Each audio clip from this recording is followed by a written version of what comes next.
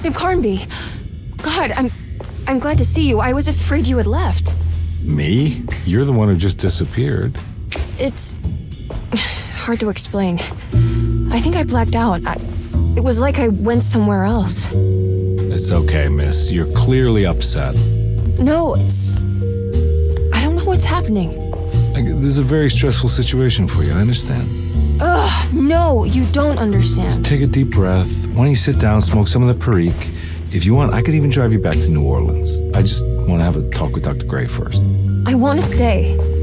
I found a talisman just like the one in the painting. I think I might be able to figure out where Tarawea is, where Jeremy wanted to go. That's great. Just stay out of trouble, okay? Let me handle the investigation. I'm not crazy, Detective. Not yet. Okay, catch you later.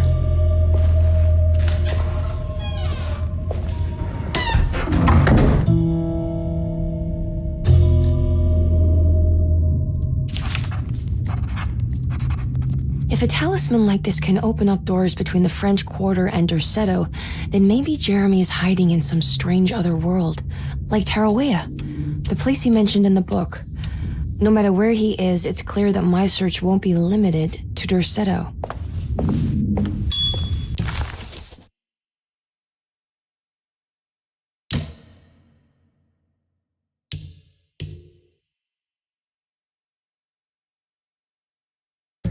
Despite making a fool of herself in front of Dr. Gray and Detective Carnby, Emily felt surprisingly invigorated.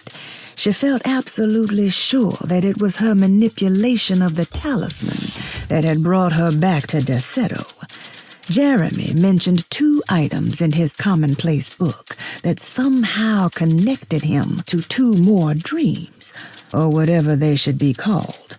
If Jeremy had 2 more worlds open to him, then maybe he would hide there if he was scared. Or maybe he found a way to Tarawea, the place Jeremy so desperately wanted to visit. Excited to follow up on her clues, Emily set out to find the old clock and the boiler.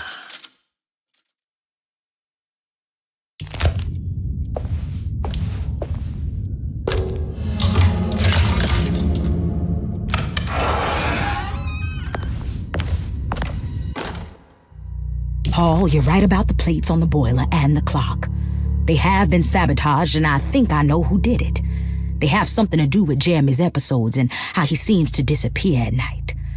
Right now, it's important that you keep an eye out for any of the pieces. I want to find out if I can repair the plates. Let me know if you find any of them. Lottie. Tell Lottie to take a look at the well in the kitchen garden.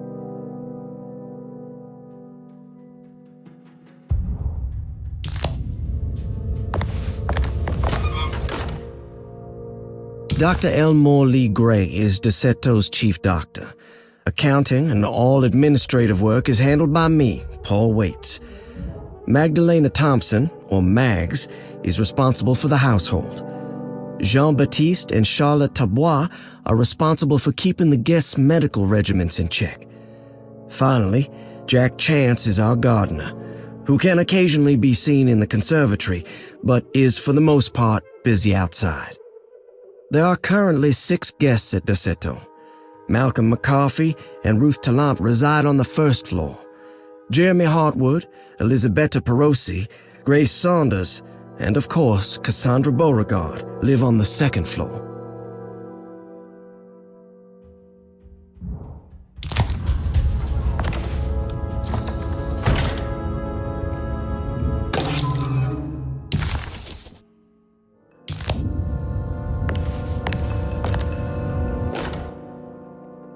Saw your notice in the boiler room. You should know Mr. Chance won't be coming back. I got no business being in there myself, but you can take a valve from the wine cellar if you want to try to stop the steam pouring out. Be careful.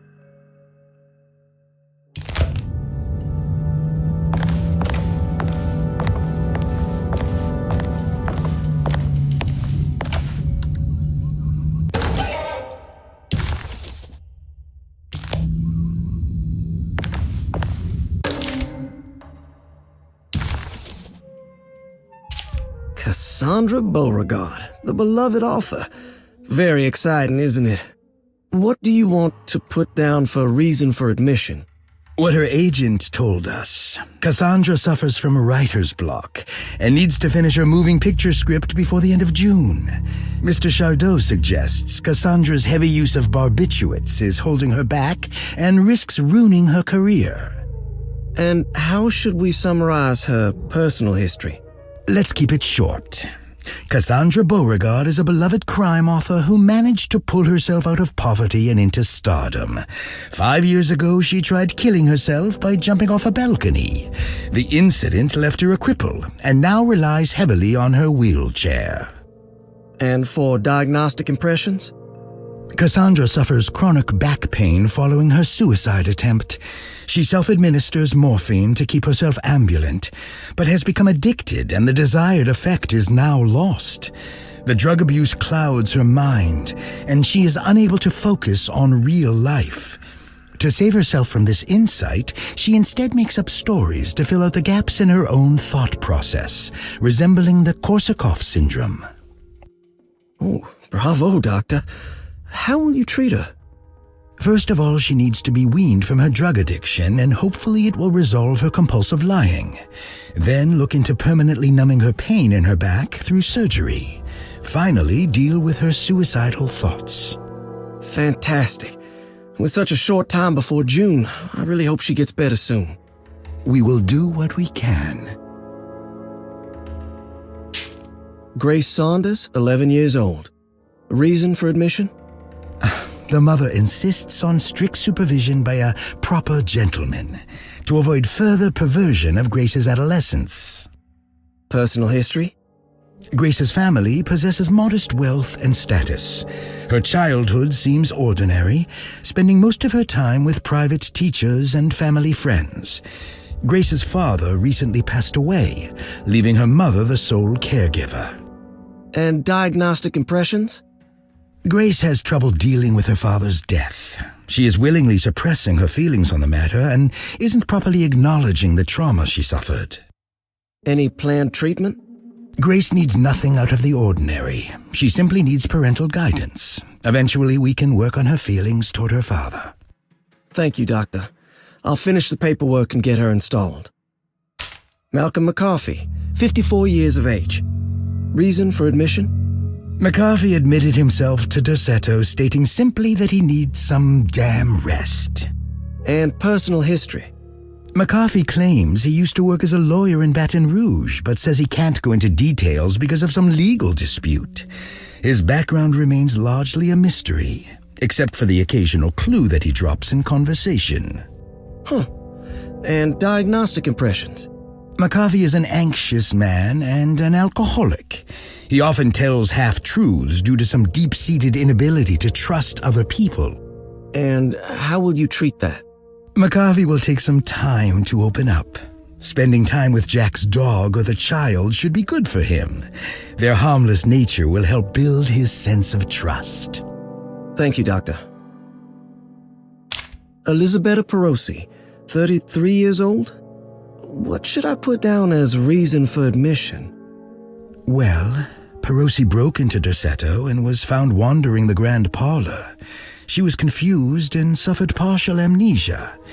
She insisted she belonged here and offered to pay for her stay. Right. What do you make of her story? Perosi claims to have been a member of the Astarte artist colony some 20 years ago, a claim that seems contrafactual due to her young age. She looks to be and even thinks she is 33 years of age. That would make her a child at the time. It seems fair to say that Perosi's story is untrue, deliberately so or not. Diagnostic impressions? Do you have anything? Perosi's story is peculiar because she retracted her story about the artist colony. She no longer claims to be the same person as Elisabetta Perosi. However, my staff's research has confirmed there was a Perosi at that time who was in her early 30s. I suppose this case will take some time to investigate. How will you go about it? I wanted to contact the real Perosi, but it seems the whole colony disappeared one night. September 29th, 1915, during a hurricane. I will have to take it slow and figure out what this spell of impersonation could have been. Oh, I'm sure it will all clear up eventually. Thank you, Doctor. Ruth Talon, 29 years of age. Reason for admission? Ruth's father wishes that his daughter be removed from New Orleans nightlife for the foreseeable future. He fears that her overly free spirit is tarnishing the family's reputation. Sounds simple enough. Personal history? Ruth comes from considerable wealth. Her family owns several hotels and restaurants. Unlike the rest of the family, her sense of adventure has taken her around the world, including France during the Great War as a photojournalist. The last decade, she has provoked many rumors of being a debauched flapper, bordering on nymphomania. And diagnostic impressions? Despite her father's frivolous reasons for her to be admitted, Ruth does seem to provide an interesting case. She is refreshingly open and doesn't shy away from talking about her life during the war or her continuous celebration after returning to the States. She is admittedly a sexual deviant and feels no remorse. And her treatment plan? Simply staying at Derceto should do wonders for Ruth. If not, at least for her family's reputation. Ruth doesn't need to change, but with therapy, I might be able to share with her some sympathy towards her family. I doubt she will settle down and become as dull as the rest of them, but at least she might try to be more discreet in the future. Interesting. It's all the patient files except for Jeremy's. Looks sturdy. Doubt I'll be opening this.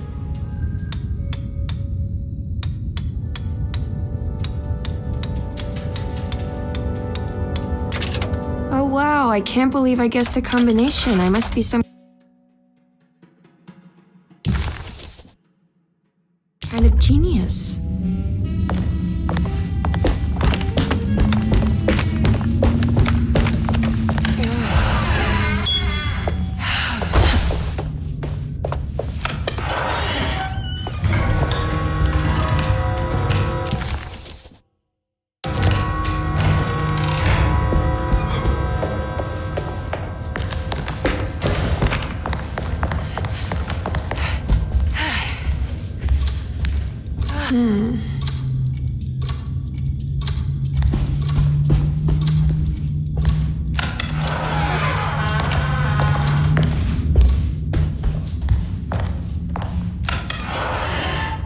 Jeremy's room. All back to normal. Emily's here.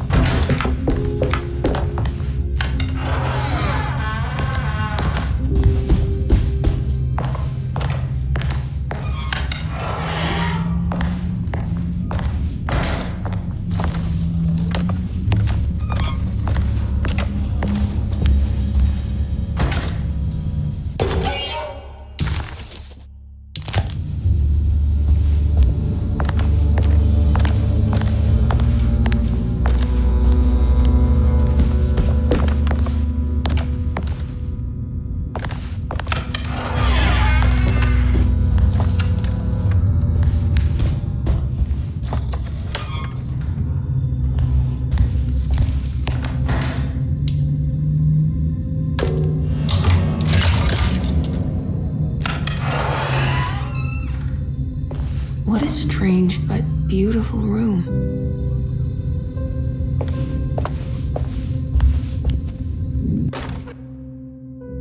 I did it! I crossed the thresholds to my intended destination without a focusing device. My talisman now knows these roads, and I have no need for the plates. I can find my way to Lafayette as easy as I find my own room. I visited the grave of my father and seen the oven waiting for me. Thank you for opening these doors. I now must summon my courage and go back to that hateful mound outside the oil rig. I hope you'll be feeling better when I return. Jeremy.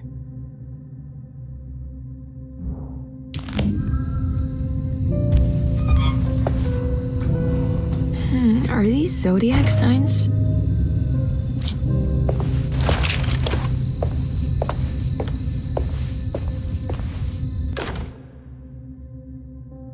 Will I need to remember how to get them out again? They are locked up for good reason. I am sure she is still able to whisper the answer in the ears of the wrong people. But not for long. I will see her burned soon enough. That black goat will be sacrificed to put an end to it all. Then it will all be over. No more Derceto, and sadly, no Astarte. Those good pirates of Pontchartrain. May you still sail the lake, until you find the shores of Hali.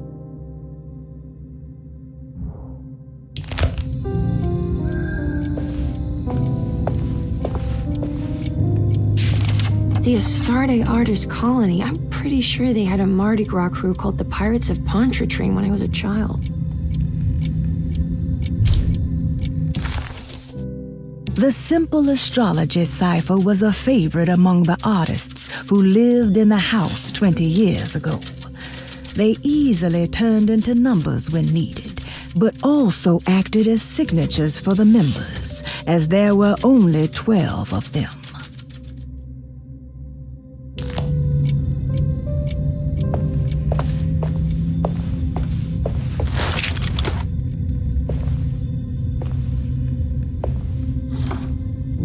There's some aggressive-looking rot on these paintings.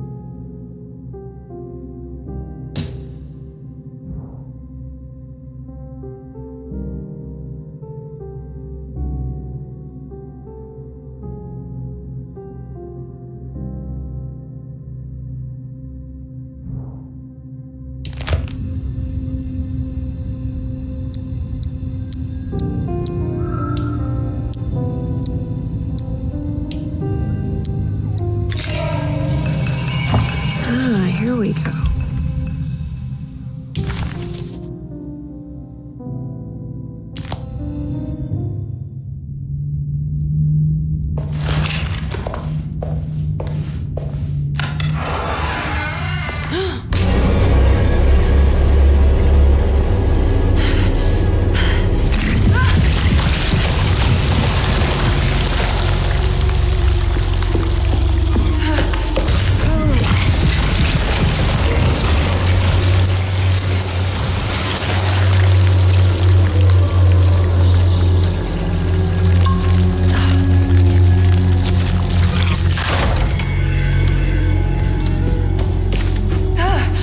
Suddenly, Jeremy's bleak dreamscape devoured Emily, drowning her in dread and darkness, only to moments later spit her out again. What had happened, and why? Was that her doing, or did someone else make it so? Everything's back to normal.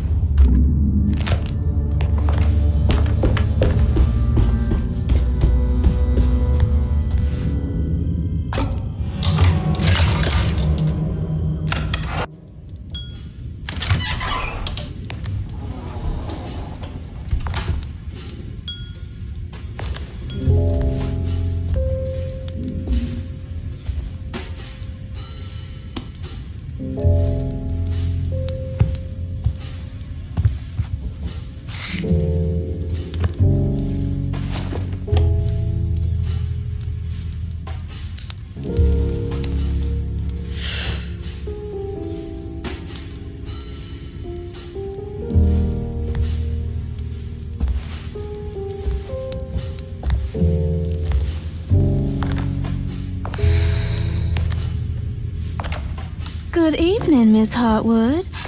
That is your name, isn't it? I would be terribly embarrassed if it wasn't.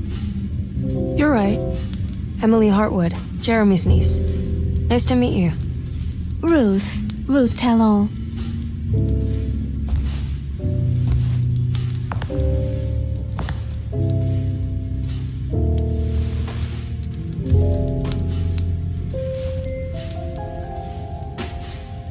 Is that Perique you're smoking? How terribly quaint. Maybe so, but I like it. Would you care to share some? That smell is making me feel very nostalgic.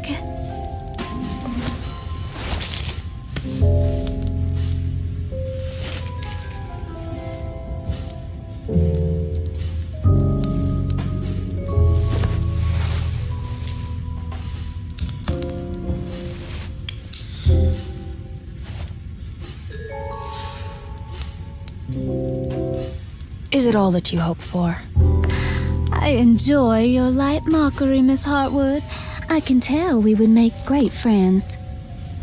How flattering. Too bad you're locked up in this place. Your insincerity is really refreshing. I wish you were mad as I am. Then you could stay. Give it a few years and I might just be. Lunacy is one of my family's few privileges. Oh, good. I'll be looking forward to it.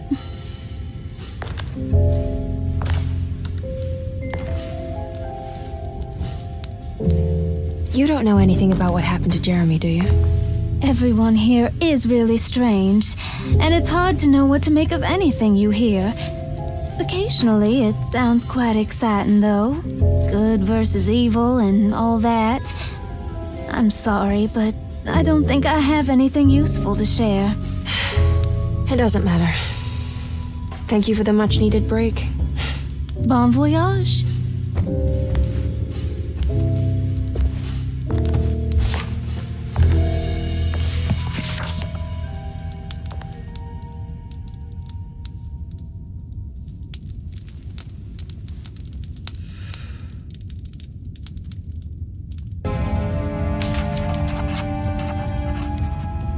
Emily felt surprised by how much she enjoyed the company of Ruth. There was something familiar and friendly about her, like they were old friends that simply forgot about each other.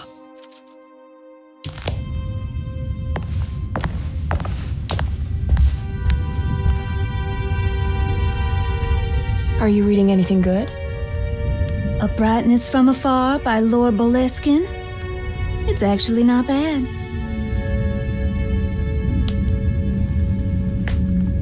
You know where Detective Carnby is?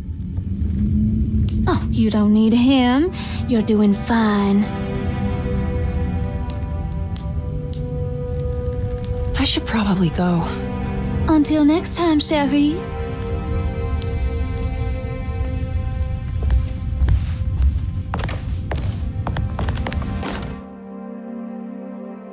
Lost Plantations of Louisiana, Thierry Briclot, 1917. Derceto was a small plantation on the eastern shore of Lake Pontchartrain. The land was considered difficult for industry and was sold for only $30 to Elijah Pickford in 1818. Pickford employed hundreds of workers from nearby New Orleans to clear the woods and build a small plantation mansion facing the lake with a striking Greek Revival temple facade. Derceto kept a modest production of Perique tobacco and indigo that persisted up till the Civil War. During the antebellum era, Derceto was the source of many rumors concerning voodoo and witchcraft. People who traveled the lake reported seeing people dance at night in front of bonfires, bleating and wailing. On June 17, 1862, Captain J.W. Norton of the Union Army recounts leading a raiding party from ships anchored in Lake Pontchartrain in order to seize control of Derceto and free the slaves working there. The captain was surprised to find the workers fighting back with unprecedented zeal. Norton's account describes these men and women as enraged with fanaticism. Pickford reportedly tried to placate the raiders, but was shot in the confusion. Captain Norton left the mansion burning and retreated to his ships with his men. Derceto was left in ruins for several decades. The ownership of the land was long disputed and returned to the Ledoux family in 1901. Several police reports were filed during the following years as the Ledoux tried to get rid of a camp of squatters on their land. The police made several visits to remove the trespassers, but the people kept returning. On November 1st, 1907, Inspector Legrasse of the police charged a deadly attack in order to save several children kidnapped by the squatters. Many were killed, and even more were jailed. The following year, Ledoux rebuilt Derceto, incorporating the surviving stone foundation and adding a magnificent wrought iron conservatory. The farmland had been reclaimed by the surrounding woods, so it was no longer profitable to use as a plantation. Instead, the house was turned into an artist's colony.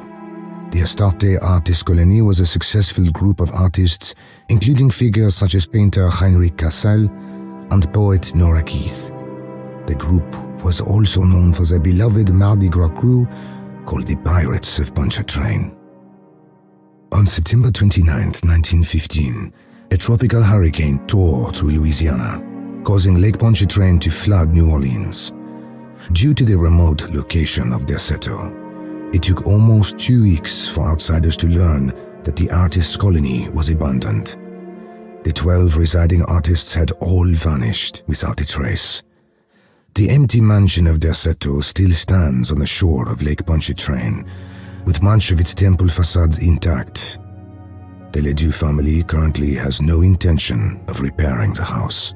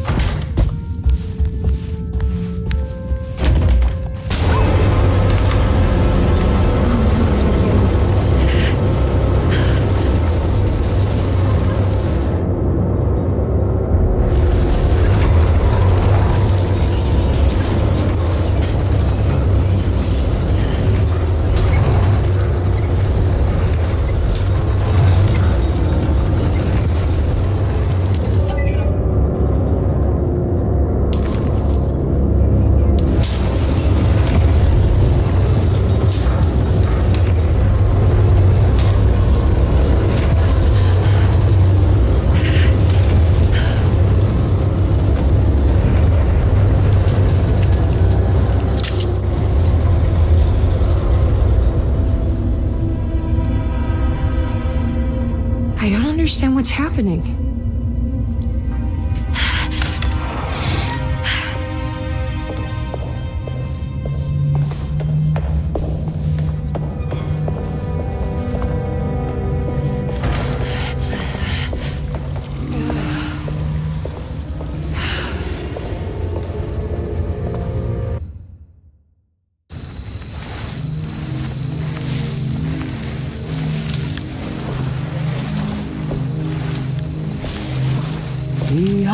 Saki nantet mwen, numprami saki nantet mwen, men le anjeni man yo deshena.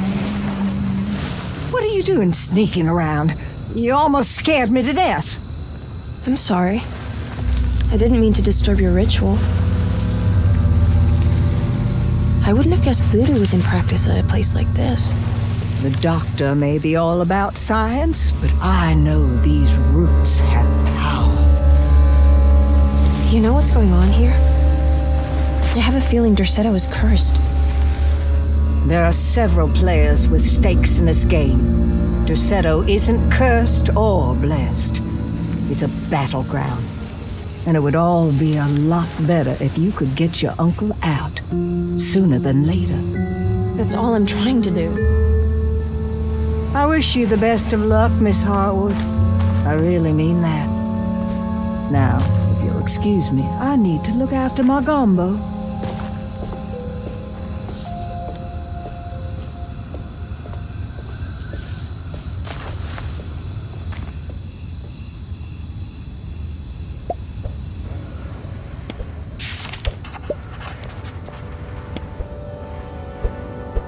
The housekeeper buried something in the flower patch beneath one of Dr. Gray's windows.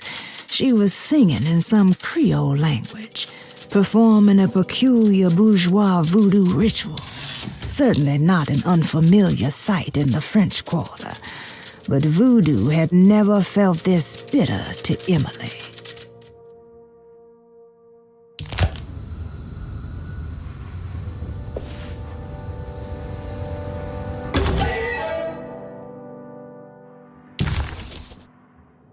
This can't be.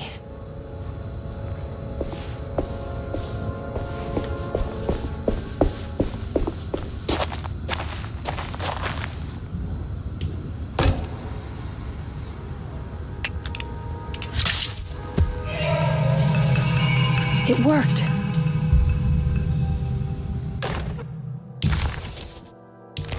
Now what's this?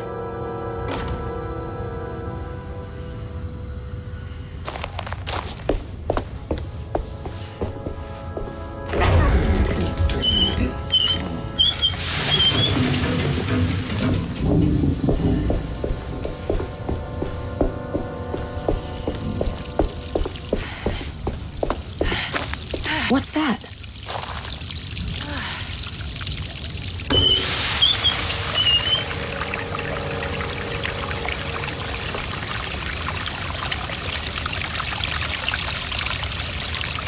There we go.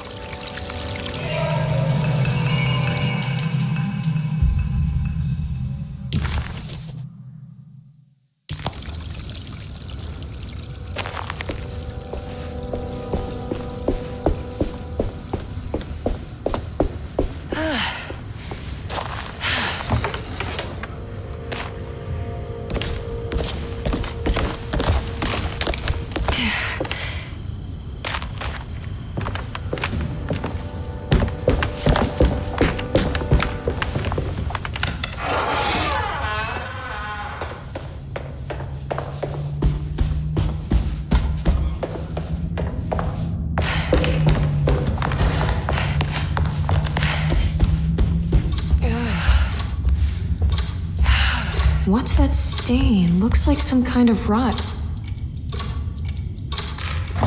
This must be the clock mentioned in the commonplace book. This looks like the thing that held the talisman in the French Quarter, but it's broken and missing some pieces. The old clock was an intricate machine with eccentric astronomic motifs, but nothing appeared particularly unusual to Emily. But then she discovered a large decorative plate that reminded her of Miss Jackson's ritual bench, where she had configured the talisman to open the door back to Derceto. The clock's plate had unfortunately been sabotaged, but if she could piece the plate back together, she figured she would be able to repeat the procedure and maybe open up to another world.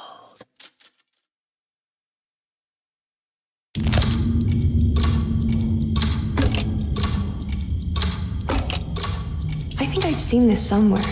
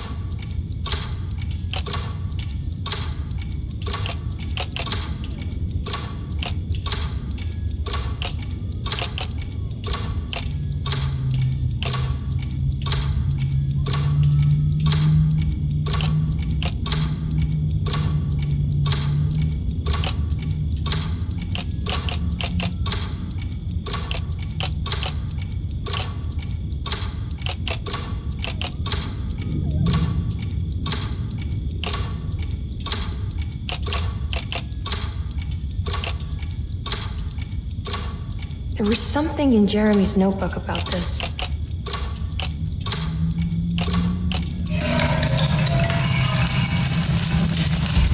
Did it break? The clock just stopped.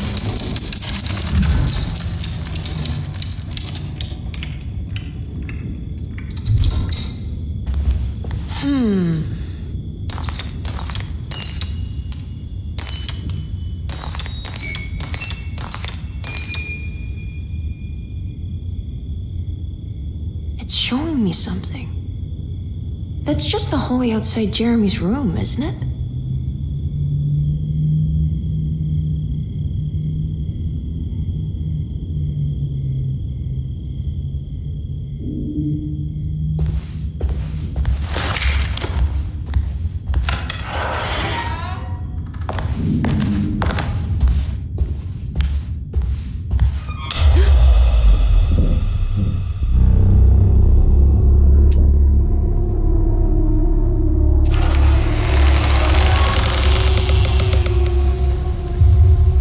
Emily deserved a sense of triumph, but she was too on edge to appreciate her success. There was no reasonable explanation why the talisman let her open up this other world. Was this really happening? Or was this somehow all in her mind? There was no time to question her own sanity. She had to find Jeremy. If he was here, she thought, would she find Jeremy in the hateful mound?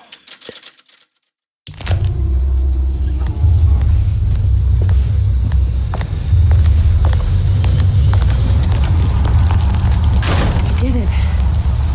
I opened up another dream.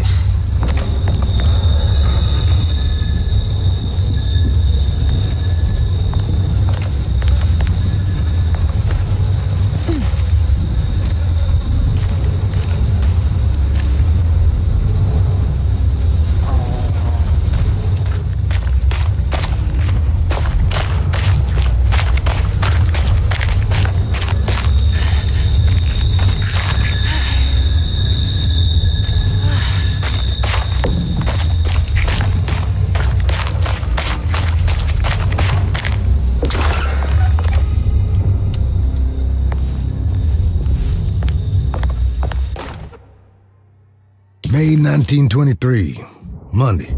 All okay, ready for delivery. Maintenance, oil pump must be serviced. Any tampering causes large spills unless properly forestalled. Tuesday, shipment delayed but delivered. Maintenance, service bridge close to broken. Wednesday, prospectors reluctantly agreed to show the burial mound to Mr. Hartwood, a painter, who read about our finds in the papers. He means to return tomorrow and try to find a way inside. Thursday, Mr. Hartwood's efforts delayed. The workers seemed nervous about his presence. Hartwood promised not to return to the compound. Instead, he has taken up an offer by l'officier, the riverboat captain, who means to pilot him to the site tomorrow morning. Hopefully, that's the end, and work can resume. Maintenance. Bridge from the oil tower to the bayou has collapsed. Sabotage suspected. This is the devil that guides us now.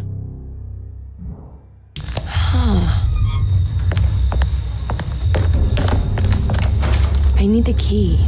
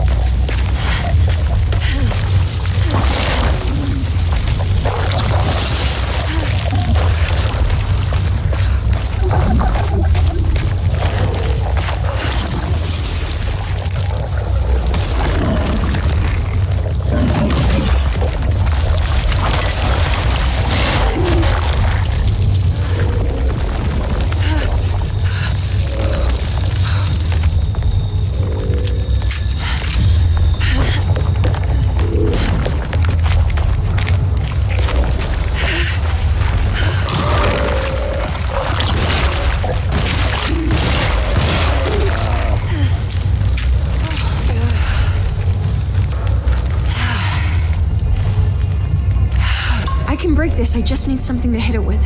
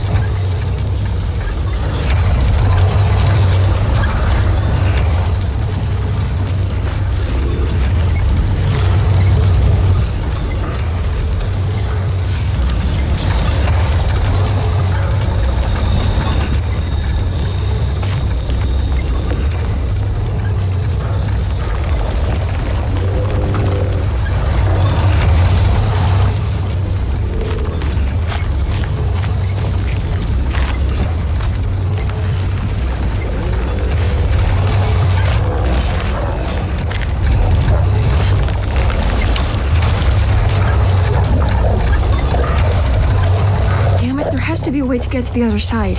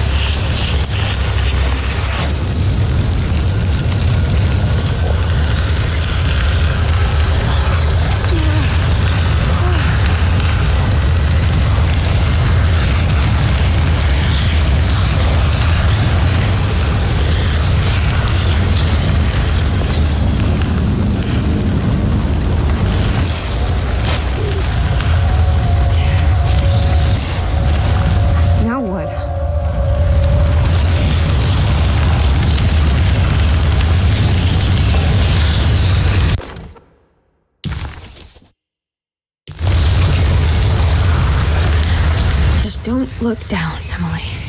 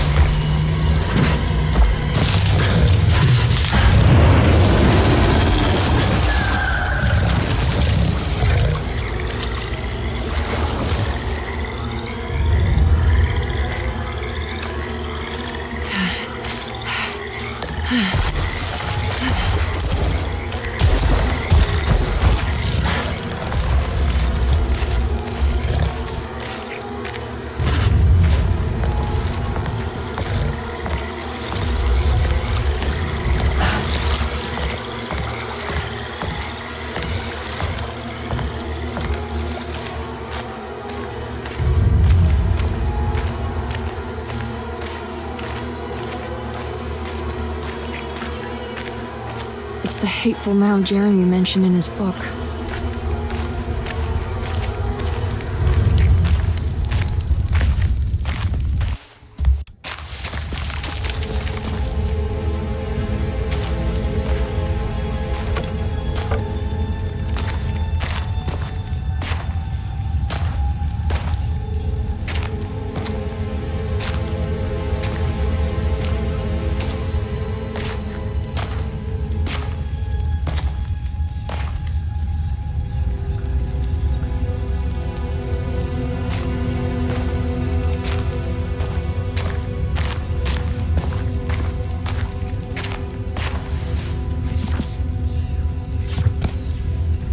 Jeremy, you dropped your...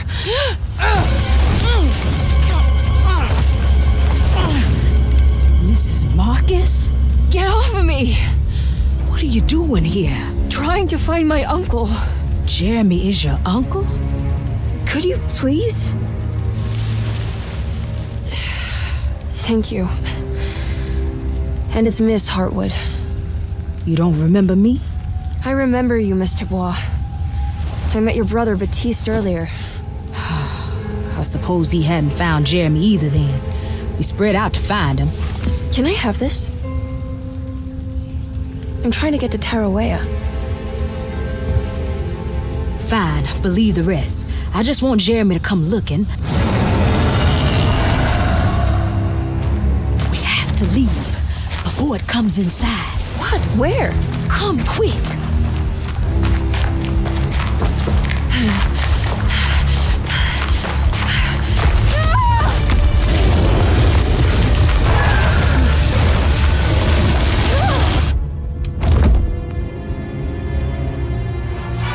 Oh, God damn my soul.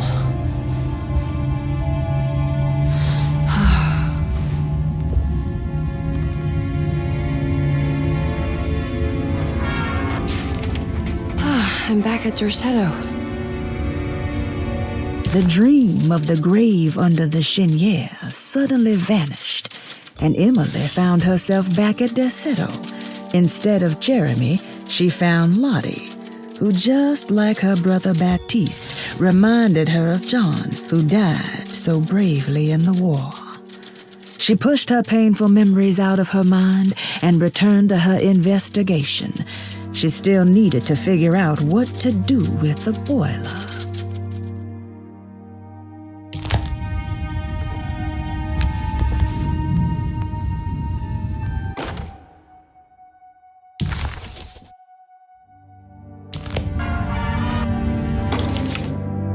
Reflections on the Power of the Verb in Certain Texts by Juan Luis Jorge.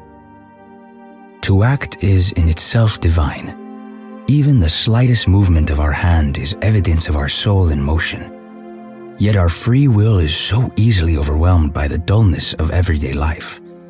Our actions become rote and rigid in spite of luxury and comfort. True divinity is found in the choice of leaving the stage where we all perform. People who discover this freedom unexpectedly will be struck by the terror of this revelation and become paralyzed, or worse, turn to suicide. However, if you are able to weather that storm, you will discover that there is a divine path beyond that fear. There is a chance to dismount your destiny and make something new. Something that hasn't been planned for or predestined. There is difficulty in explaining this type of acting as it transcends our everyday choices. This isn't some banal decision choosing one career over the other, or even who I should marry. Leaving the stage, no matter how, isn't a matter of course correction. It's a rejection of the story that the Creator is telling.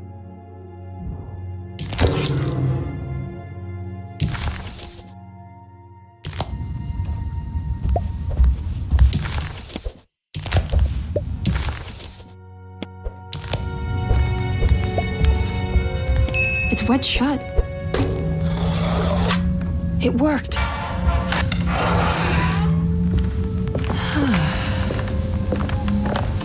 I don't have everything I need.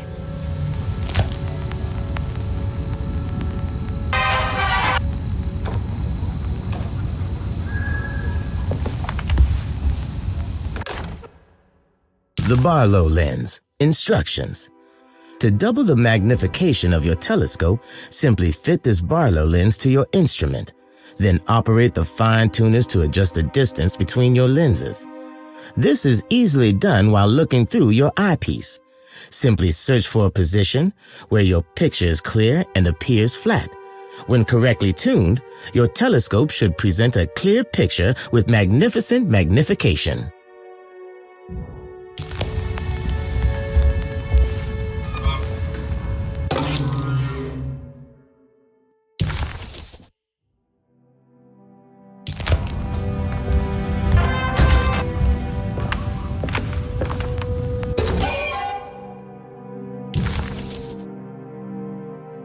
The lone and the lost walk a land of fear.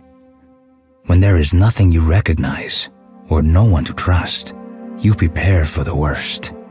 Something is coming, and you best be ready. Take the gun in the parlor. Give them hell. What's this?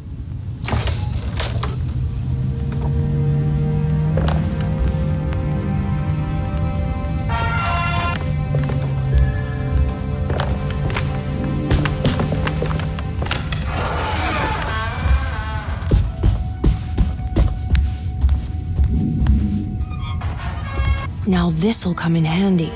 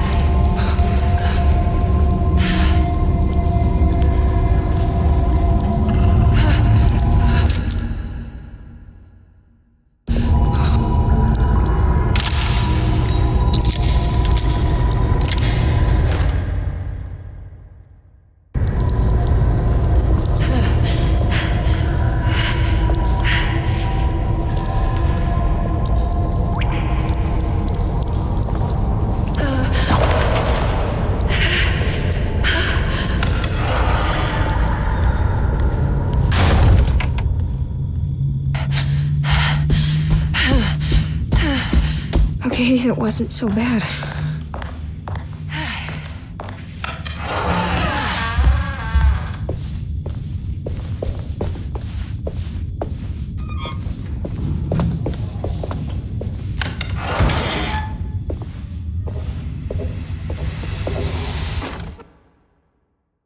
You know, Mr. Waits, I saw a piece of the plate that Liza broke. I think she's been hiding them. She's not very good at it. She just chucked it into the little room with all the tools behind the boiler. I left it there. I didn't want to embarrass her by picking it up while she was looking. We went upstairs instead and played backgammon. I let her win, because she's so unhappy. The piece looked like the one on display in Cassandra's room. You know about that one already, right? Or is your eyesight really that fuzzy? I hope you don't feel bad about your glasses. You only look stupid when you squint. Maybe if you had more eyes, you would see these things. I wish you had all the eyes you needed. Your best and favorite guest, Grace.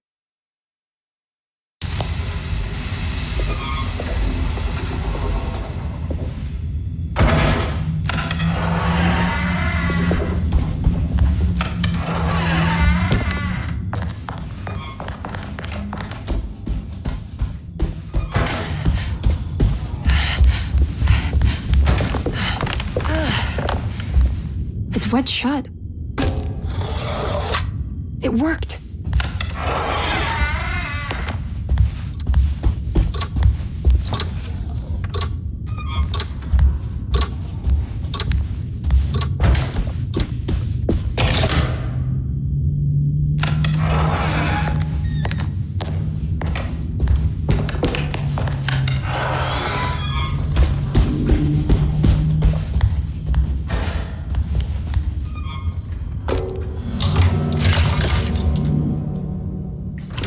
Come on, Grace. I'm too tired for games.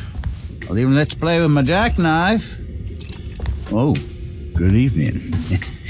You haven't seen a little girl by any chance, have you? I don't think so.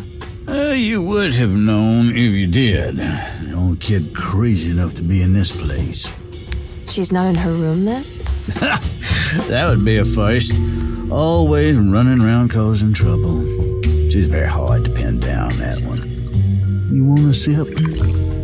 I'm good, thank you. Well, I should be going then. Unless there's anything you need from me. I just want to find my uncle before anything happens to him. Oh, don't worry, miss. He'll show up. He is much too lily-livered to kill himself. Why would he? It's his greatest ambition, didn't you know? Take care now.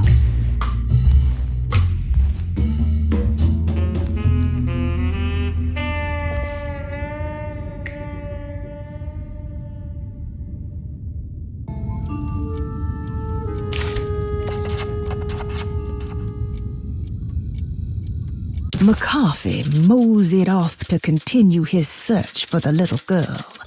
Emily had meant to ask why he was looking for her, but decided against it, fearing that it would just prolong an already awkward scene.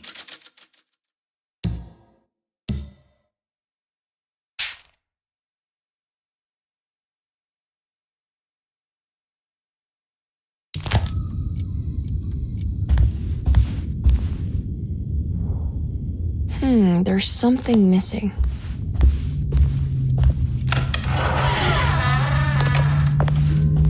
So this is Grace's room. Cute. Don't you worry, Grace. Go play your game, bleat and bellow with the others. I won't be jealous. There will be more masquerades. However, I would love it if you would finish my mask for the feast. With love, Ruth.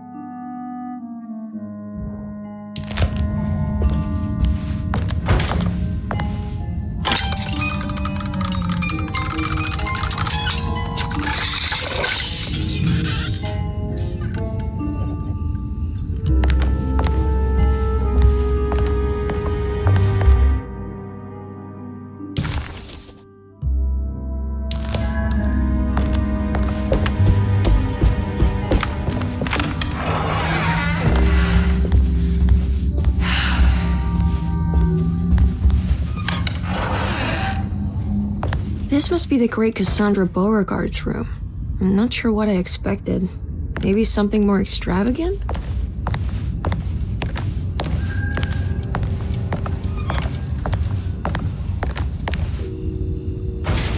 There's more of that aggressive rot on the bottles. I wonder what that means. The medicine bottles had stains of rot on the labels, suggesting some greater shape. They just needed to be put in the right order. But for what purpose? I'm not sure I have everything I need. If I find the full set of bottles, then maybe I can make something out of the strange markings. Miss Beauregard, I picked up your medicine at the post office today. As you understand, it needs to be administered by the orderlies for your safety. I've put the box in Lottie's room for now, and I'm sure she will find you as soon as possible. Mr. Waits.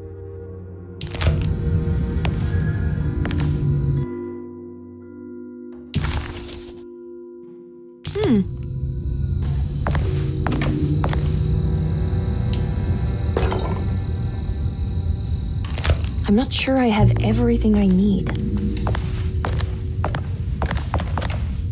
It's another one of those peculiar padlocks.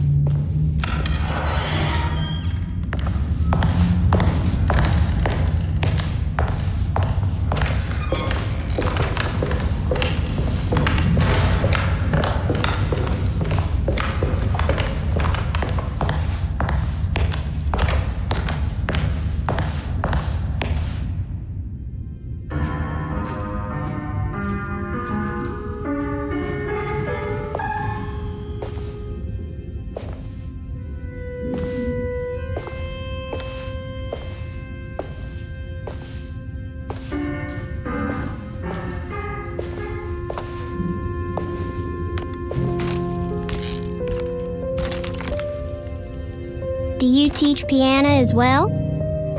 Huh? You're a governess. Did you teach those cloying Casino kids how to play the piano? How do you know about that? Just because grown-ups don't notice children doesn't mean we don't notice you. Yes. I taught them some piano. Are you any good at it? Not good enough to play a broken one. It fell from the attic. Brought half the ceiling down. It was Jeremy's fault, wasn't it? Nobody knows what happened, but you're not wrong.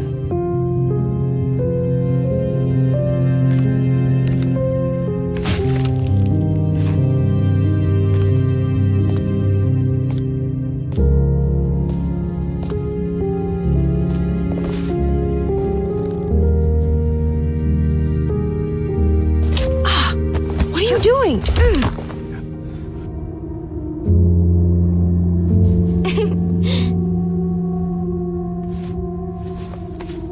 I'm gonna go now. See you around.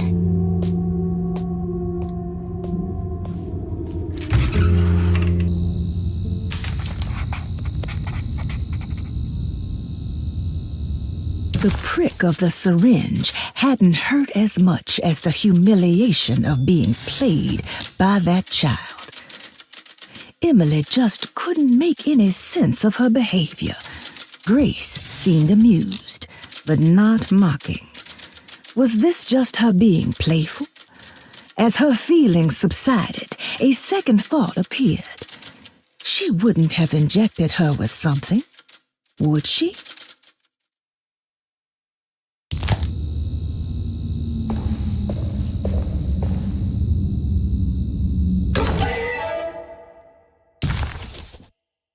As the world moved into the new decade, America was spiraling into a maelstrom of debt, drought, and death. It was called the Great Depression, and ruined many families. It was a fitting name, for poverty also breeds madness through desperation. Jeremy was of course no such victim, for he already witnessed the darkness within. He knew the shadow that stood on his threshold very well. It wasn't new. It was something that had always been with him.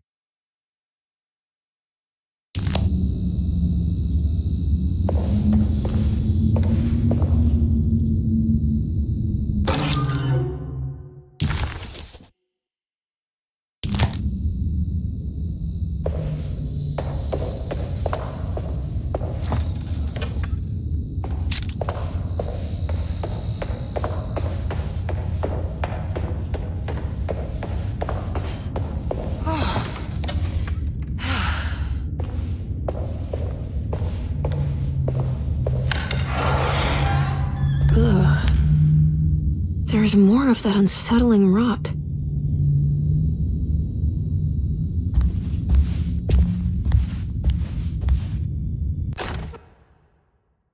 On the commonplace of evil,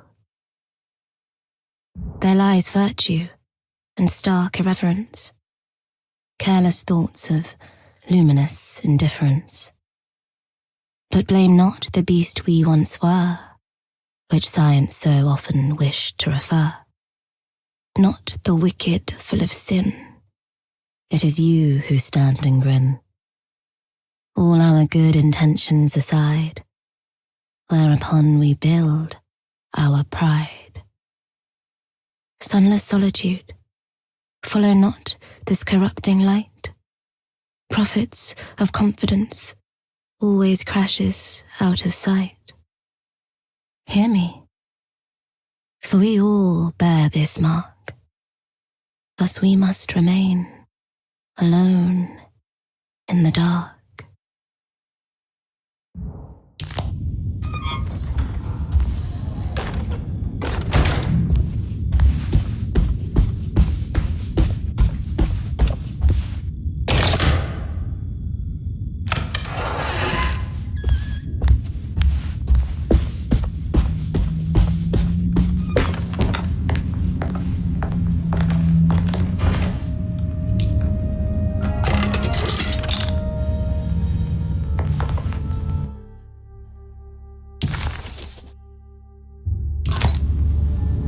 Now what's this?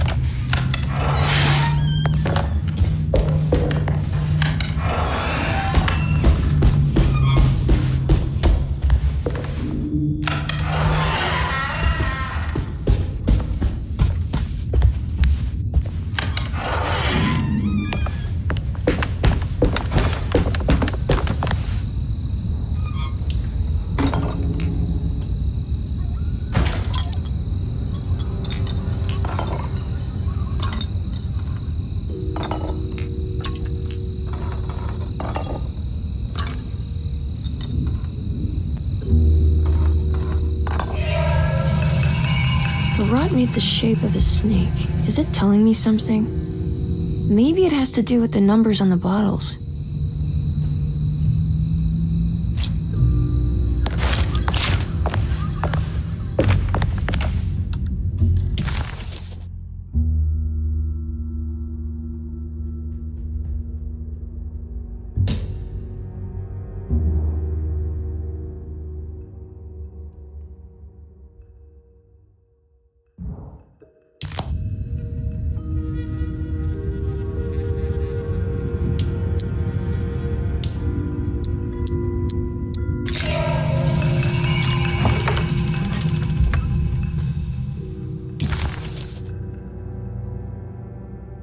Another piece of broken plate.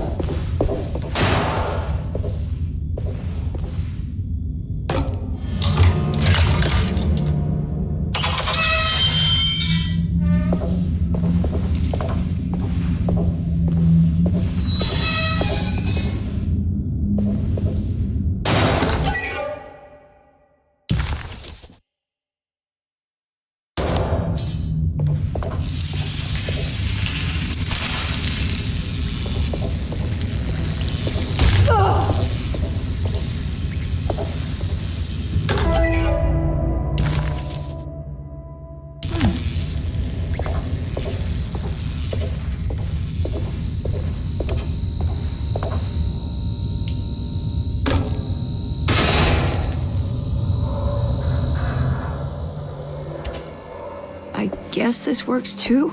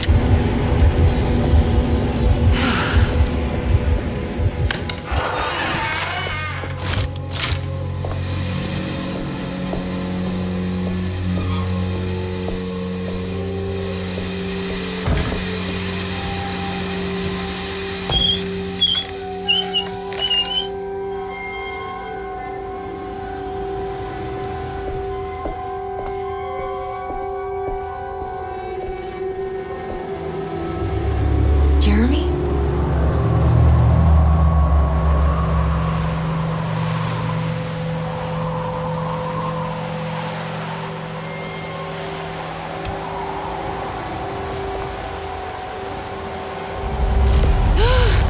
What the hell is that?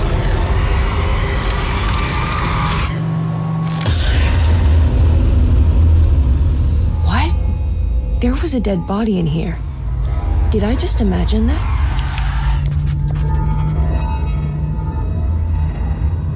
The body of Derceto's clerk transformed into some eye-clad abomination before he suddenly disappeared. Surely it was all in her head, a horrible vision planted by the dog man.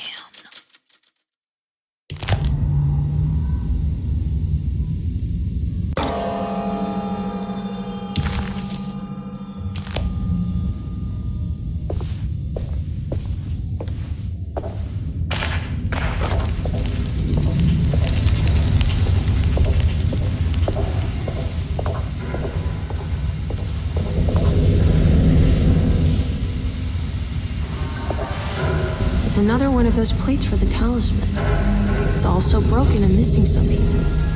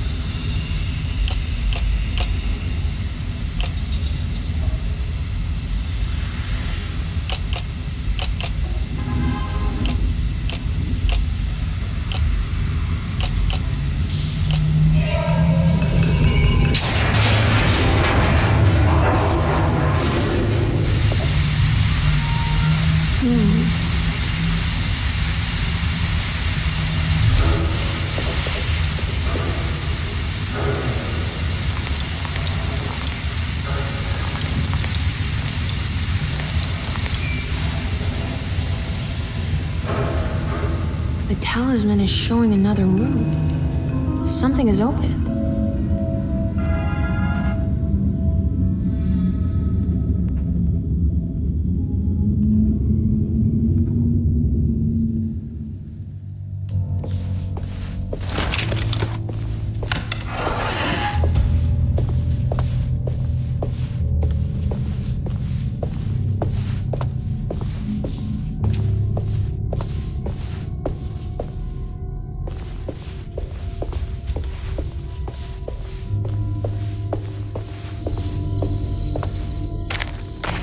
It worked. I'm in another one of Jeremy's dreams. Emily stepped out into the humid night and found herself recognizing the Lafayette Cemetery. She hadn't been here for years, she thought, and in a way, she still hadn't returned. This was something not quite the same. Hoping she would soon get to see her uncle, she set off to find the chapel mentioned in his book.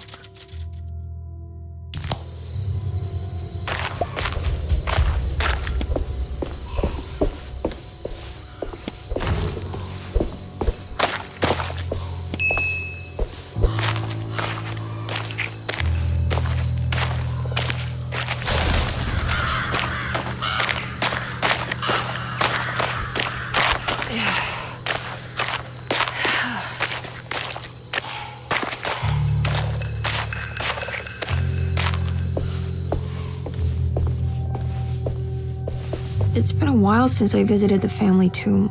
I hope it's in a better state than the real world.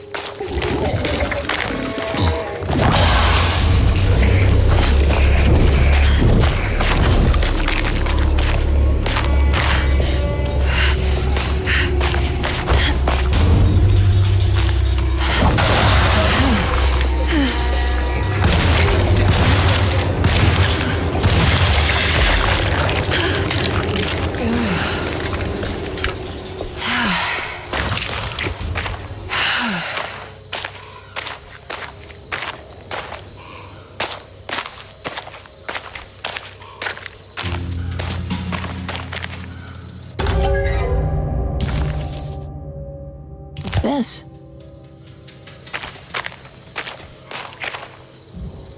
What's that for?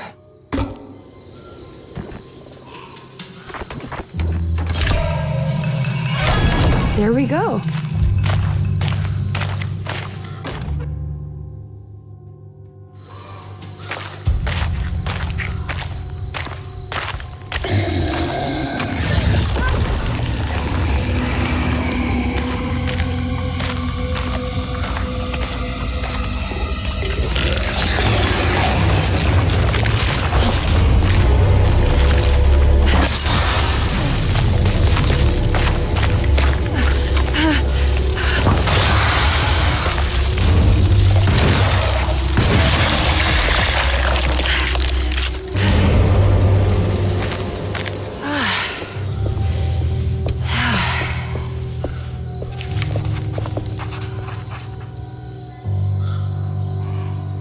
It was the chapel where Jeremy had promised to mourn the mysterious Perosi.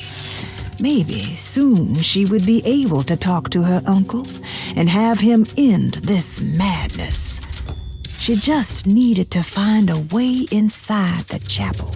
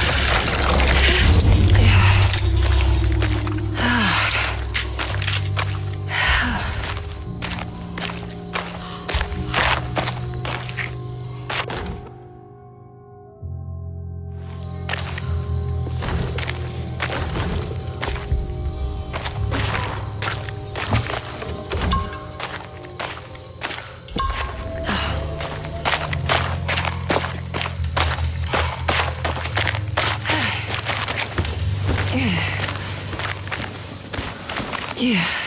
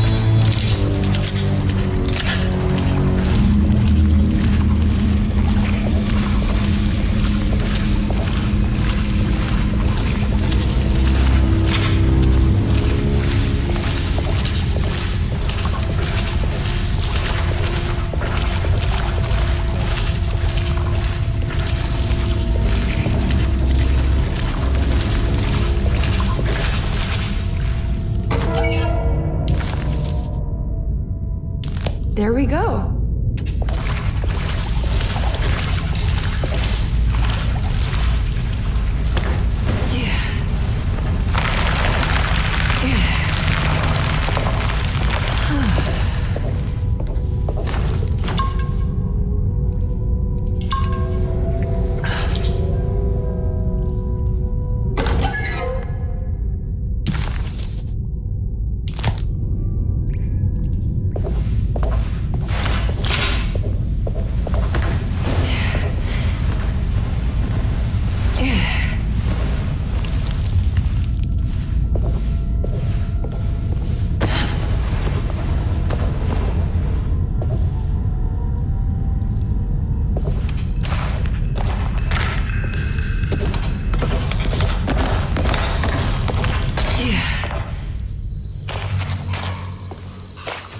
I made it out.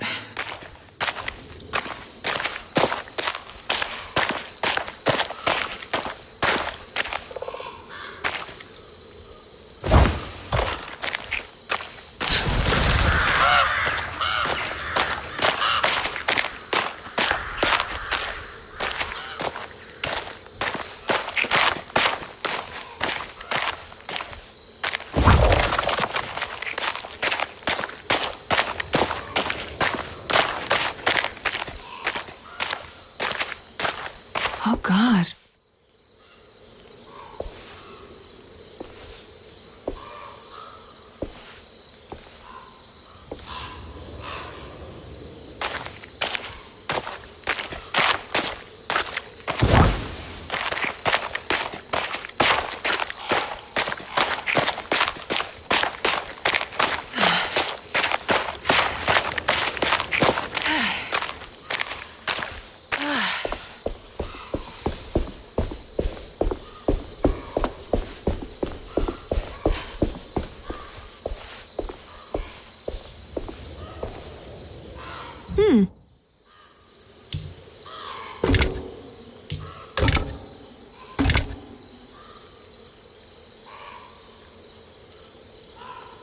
No, that's not right.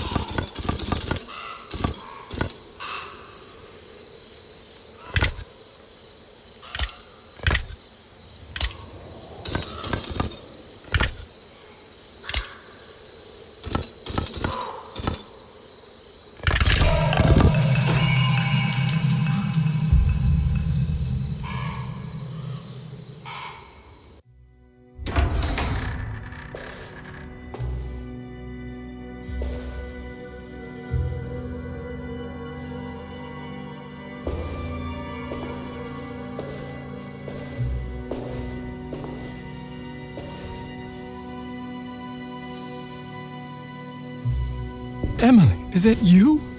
Jeremy. What are you doing here?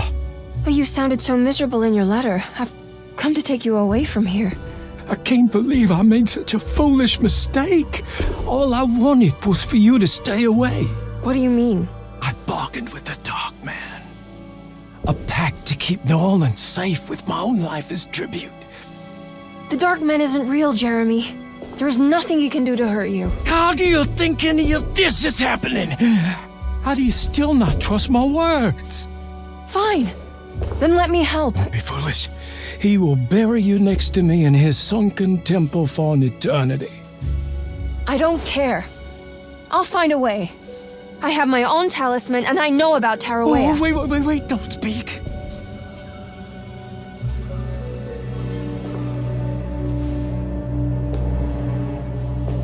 Who's in here? Show yourself. You know who, Emily. He took your grandfather. No, I mean it. Who's in here? I can feel someone's in here.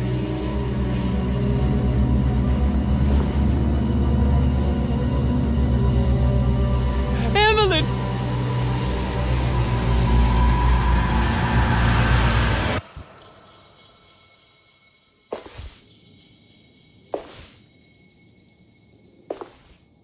Tarawea. Why do you want to go there, Jeremy?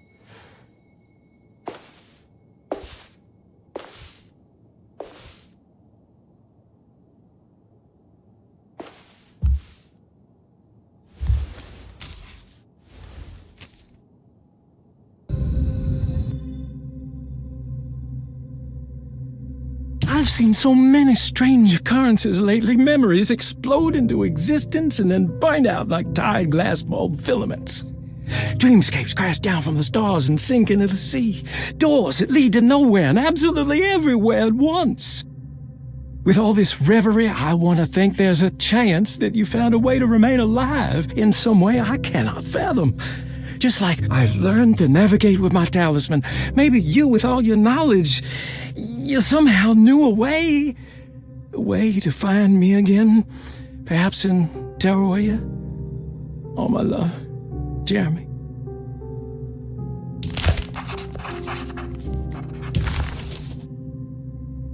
I need to find out more about Jeremy's pact with the Dark Man. He meant to go to Tarawea. Maybe there is something there that would help.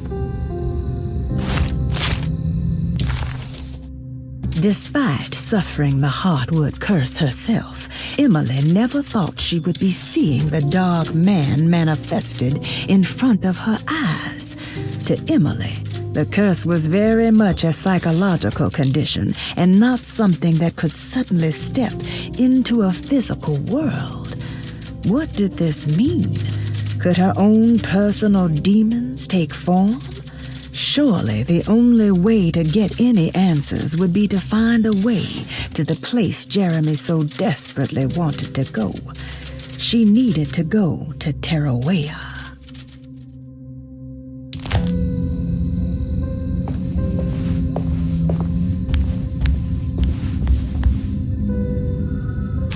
She was beautiful. I wonder what happened to her. Feroci's fate remained a mystery to Emily. Was she a part of Jeremy's story, or did she maybe have her own?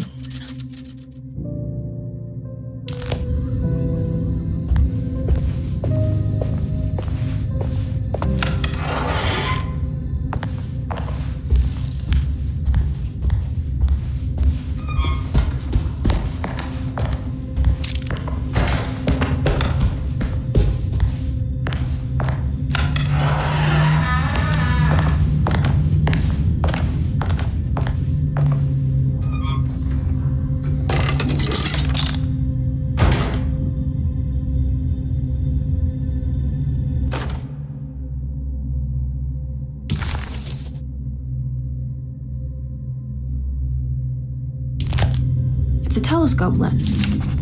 Why would he lock it in here? Jeremy had found a way to enter Tarawea, but he wasn't allowed to go. He knew deep down that it was impossible for him to cross that threshold. Instead, he hoped that Feroci would go in his place and burn his library to the ground so he could start again. But she never got the chance. Feroci had her own problems, her own demons, and she died suddenly one day without warning. Holding the telescope lens in her hands, Emily suspected what it was, at least a part of the key to that paradise Jeremy so desperately wanted to see. Curious what she would find, she felt eager to put the lens to use.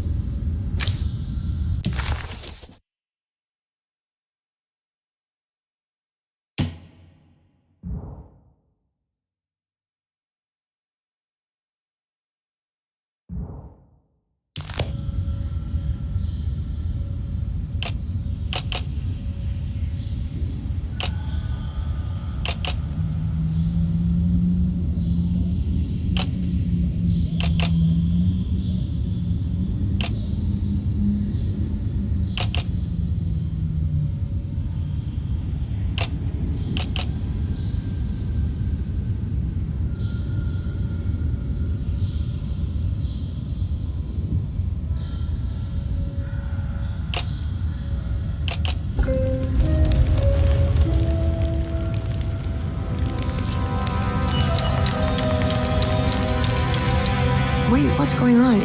It's entering the numbers by itself? Okay, great, so where is that?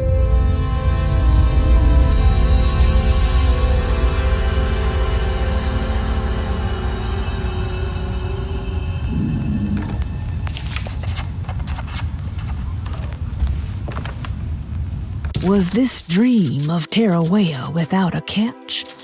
A place for rest and comfort.